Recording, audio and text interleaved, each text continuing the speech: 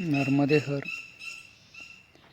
नर्मदा परिक्रमा म्हणजे स्वतःला नव्याने जन्म देण्याची साधना आहे. नर्मदा परिक्रमा शरीराने चालण्याची यात्रा नाही, ती अंत्ययात्रा असते.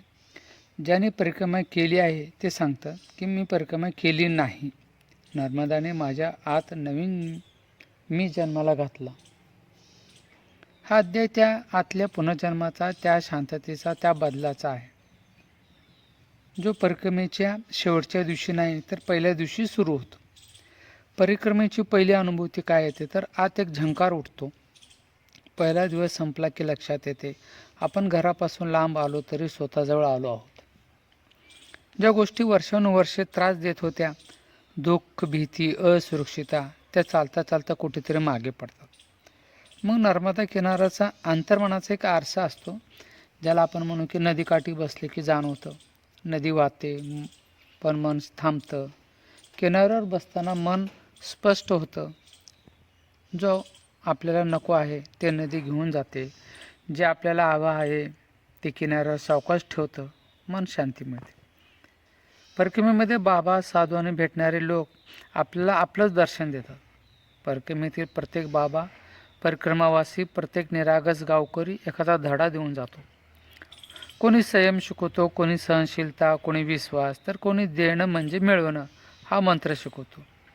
हे लोक आपल्याला आपलंच प्रतिबिंब दाखवतात.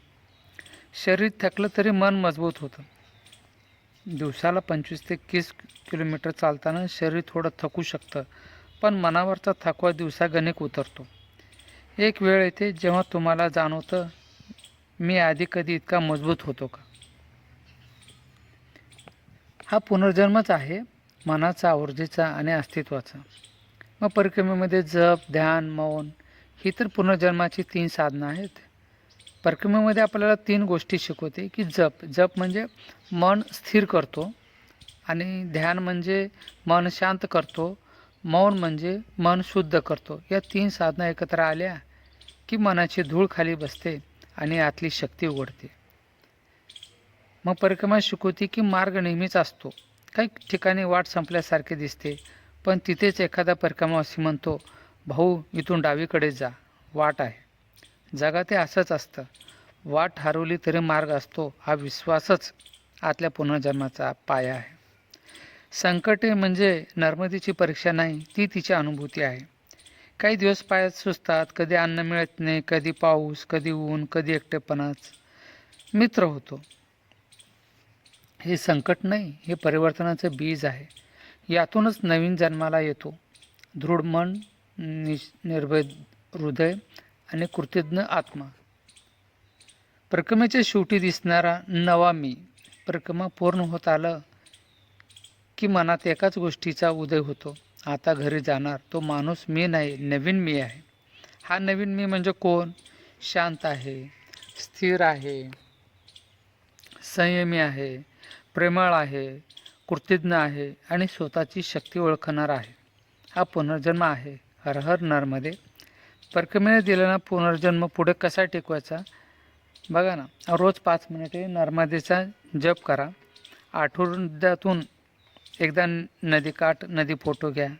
महिन्यातून एकदा छोटी पायी यात्रा करा. वर्षातून एकदा ओंकारेश्वर, ममलेश्वरचं दर्शन घ्या. प्रत्येक कठीण परिस्थितीत मंत्र म्हणा, नर्मदा माझं रक्षण करते. यामुळे आतला नवा जन्म कधीच मरत नाही.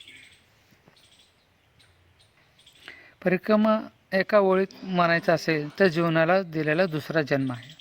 नर्मदा परिक्रमा म्हणजे प्रारब्धाला नाही तर स्वतःला नव्याने जन्म देण्याची साधना आहे. जो अध्याय हा वाचतो आणि परिक्रमेचा अनुभव घेतो, तो जाणतो नर्मदेने त्याला एक नाही अनेक जन्म दिले आहेत. नर्मदे हर.